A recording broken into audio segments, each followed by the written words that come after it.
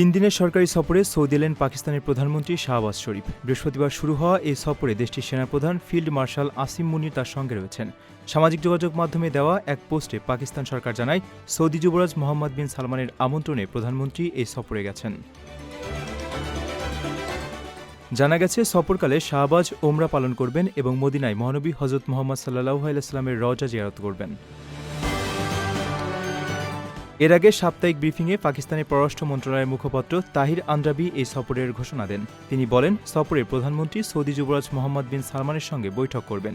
বৈঠকে পাকিস্তান সৌদি দ্বিপক্ষীয় সম্পর্ক আরও জোরদার করা এবং পারস্পরিক স্বার্থ সংশ্লিষ্ট আঞ্চলিক ও আন্তর্জাতিক বিভিন্ন বিষয়ে মতবিনিময় হবে।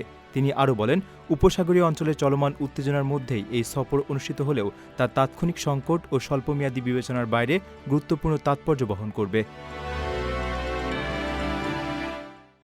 প্রথমবারের মতো প্রবাসীর সিটিতে শুরু হলো কমার্শিয়াল শপ বরাদ্দ। আপনার ব্যবসাকে দিন একটি আধুনিক ও সম্ভাবনাময় ঠিকানা। একই সঙ্গে নিশ্চিত করুন ভবিষ্যতে লাভজনক বিনিয়োগ। সীমিত সংখ্যক কমার্শিয়াল স্পেস এখন বুকিং চলছে।